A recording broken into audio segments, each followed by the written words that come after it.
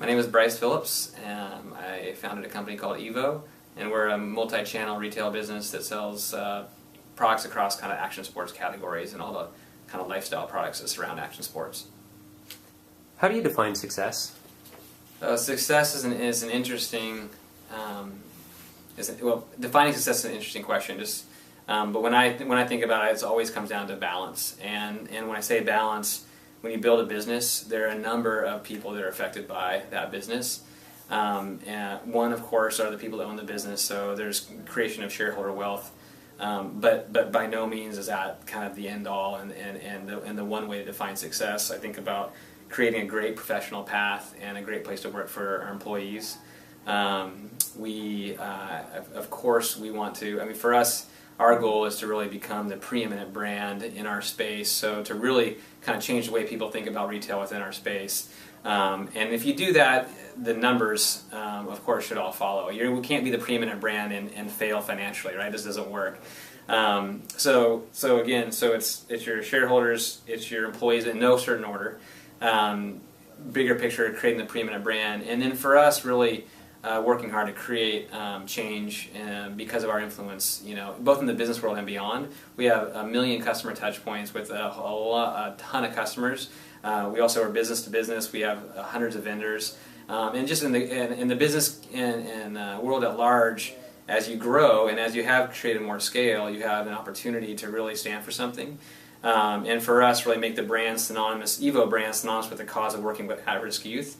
That really rounds out kind of my definition of success. Where did your inspiration come from? My inspiration came from a couple places. One was being introduced as a young kid, basically, to skiing by my uncle.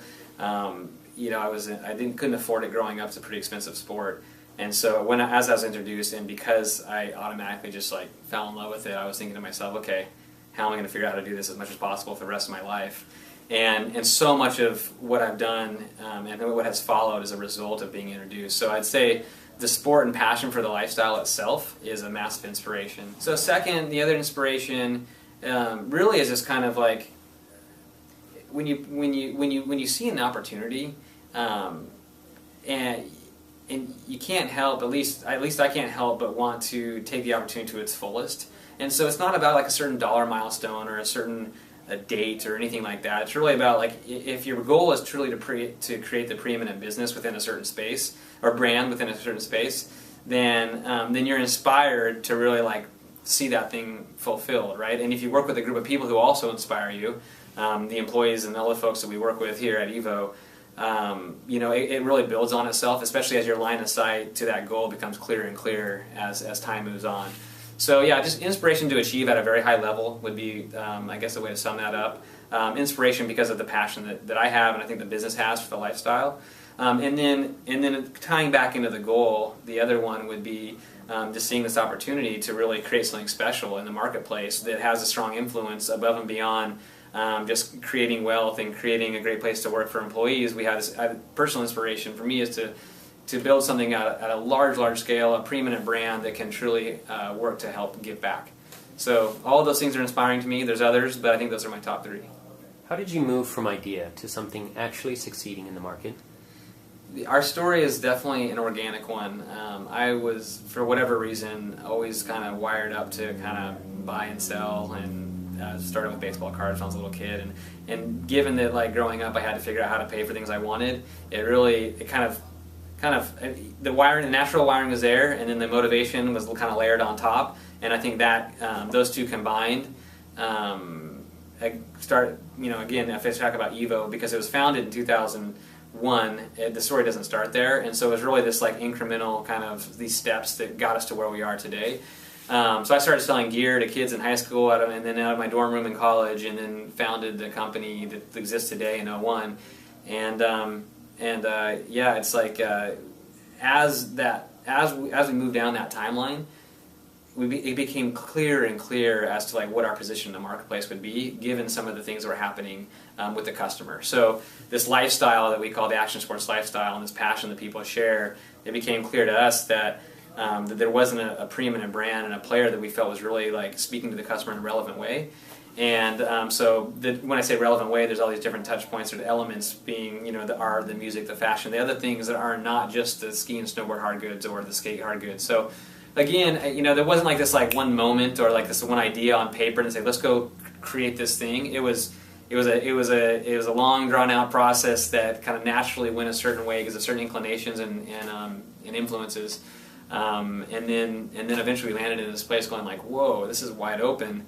An opportunity is massive, and now since then you get a little more strategic about your thinking when you start to identify that so clearly. But over time, really, it was just a product of kind of one thing leads to another.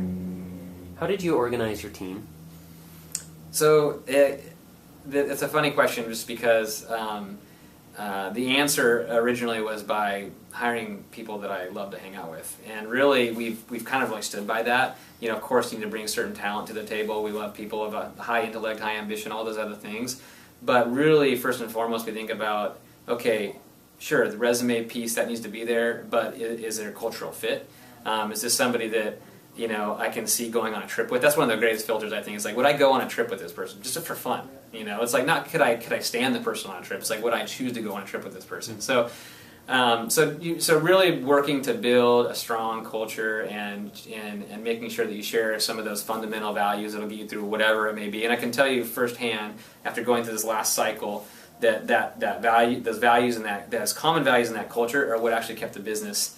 It kept the business in business, and is exactly why we are what we are today, and why we will be what we will be in many years into the future. So yeah, culture for sure. And then as an entrepreneur, I think the other thing that I have been fortunate to have somehow been conscious of is to know when to get out of the way. So building the team around your weaknesses, and then really understanding what your strengths are. So if I can give myself any credit, is saying, okay, like I'm terrible at that. I got to find somebody that can make sure and do that. And I really haven't had certain operational responsibility for quite a while. Even though the company was only 4 of us back in the day, as we started kind of scaling up, it was like, okay, take that, because that surely isn't my strong suit. And now we've just got like an amazing team, because there hasn't been that like, oh, I can't let that go, and I'm kind of micromanage the heck out of it. Knowing that somebody can come in here and execute at a higher level, just given their experience and their wiring and their natural talent. If you could have, what would you have done differently? Yeah, that's a great question. The thing that when I've been asked that question in the past, it actually kind of just boils down to one really specific thing, and there's plenty of other things that I've messed up on, don't get me wrong, but one thing, and it's more of kind of tactical in nature, is we were going through a big growth spurt, and we went to go open a new distribution center, and we were naive in thinking that we had what it took to kind of pull it off seamlessly, and we got hit really hard because of that. So operationally, I mean, especially with a DC and in a retail business, it's like this like pumps the blood through the body. It's like you need to be really buttoned up in the way of you kind of in your kind of the whole back office and the back of the business. And so DC in particular, because of the systems integration or implementation and integration with the rest of your systems, and just the process and everything else, it's been done before, and at a level that seems very formulaic, but it's also extremely complex. And so going from, we were about 10 million in revenue at the time, and we were going to go up to say 17 or 18 that year. And a number of other things happened that year, but that was like one of those big things that really hurt us bad. And it takes certain retail businesses down. So if I could turn back the clock, I would have brought the guy in that we hired up the next year to fix it. I would have brought him in earlier, and then having that level of leadership, he was a COO actually at Land's End. So from 8 million to like 1.8 billion, he ran ops there, amazing guy, and all the other people had the talent in the room, so they were already at Evo. But they hadn't been down the road. So kind of marrying that like down the road expertise, just like blocking and tackling, and just like the back of your hand talent with people who are ambitious, intelligent, and open-minded. Then it's like you teach someone to fish, right? And the next thing you know, we're all fishing. But what makes a great entrepreneur? It's a funny one to field. Kind of, I don't know, because it feels like, because I am an entrepreneur, and I don't want to seem like I'm at all talking about myself, that's for sure. So anyways, people that I admire have put values first. They really have a firm understanding of like what they believe in and how they treat people, and how that all, with the interplay of that, and then building the team and creating a successful strategy. I think that a lot of great entrepreneurs are just simply wired to create, and to identify amazing opportunities, and the ones who can be really good at like building great teams, because a lot of people would say it's 99% execution. Maybe it's somewhere in there depending on the business, but identifying it and then actually being able to say, okay, like again, build around your strengths and weaknesses, understand the different moving parts, capitalization, the infrastructure, all the things that it's going to take to actually get there, and then getting there, it's just like you got a bunch of great ideas all the time, but actually getting there. And so I think that really being able to build that team and understand how to along the way nurture that culture and not lose it as you grow, those are things I really admire. I think that great entrepreneurs that I know, at least that I respect, it's like they're not driven by getting massively rich. The result of success will be wealth, right? I mean, that will be a byproduct, but focusing on some big number on a certain date or a certain lifestyle that you'll have when you get rich, to me, it's just like it's not right. It doesn't feel right, at least. And again, like wealth will follow if you're successful, you have a good business, and that should kind of be a foregone conclusion. But if that's the driver, then I'd kind of question, okay, well, are you going to make decisions based on that when it might not be really the best decision for both your culture and your long-term business? So anyways, those are the things that come to mind. I'm sure there's a lot of other kind of attributes that play into a great entrepreneur, but those are the first things for sure. What role did education have in your success? Well, I have kind of a funny story because I ended up taking a lot of time off. My education was, I went for full-time for the first 2 years, and I was a finance student in business school, and then I started living in Whistler and traveling, and I got really addicted to that and just trying to figure out, okay, I want to finish school, but at the same time this really takes precedence. So I think I was on the 8-year program or so.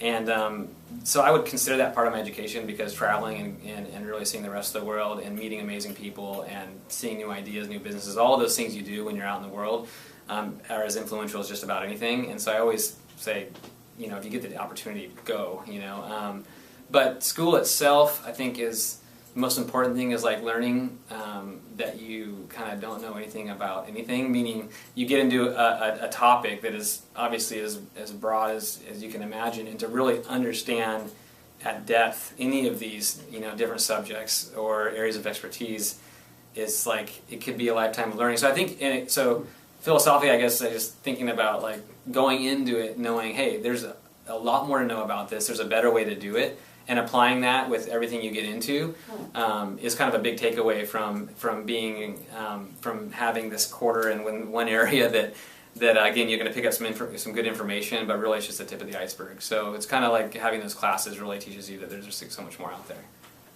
What is the most important question we did not ask you in your answer? Well, the one that I hope, I guess, that both operators, entrepreneurs, and people in business would ask themselves as they're getting into any venture or as they get a new job or whatever it is like, how can they use business how can they leverage business and success to do good things in the world?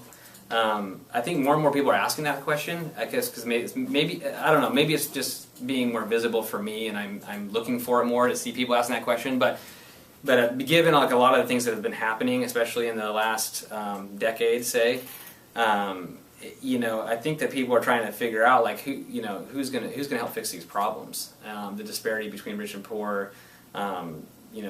I mean, the list goes on. I could go on and on, really. But just recently, there seems like there's been some kind of glimmers of hope. You got people that are taking a massive leadership position in that way. Warren Buffett, Bill Gates. Dustin Moskovitz from Facebook, Zuckerberg. I mean, a lot of these young tech entrepreneurs, the whole giving pledge and what Bill Gates is doing, and having these really the wealthiest families around the world, committing to giving a big portion of their wealth away to like solve all these world problems. That to me is like a glimmer of hope when there's like so many things that are really tough, and I really hope at least that whether it be a question that I wasn't asked or I just hope it's actually a question people start asking themselves, because it really feels like that's the way that with the brain power, the wealth, the influence and the reach that part of influence that a lot of these folks have, and the way that can really propagate. It's hard to know how powerful that could really be, but it feels like that's the leadership position people need to take if we really want to see some of these changes happen.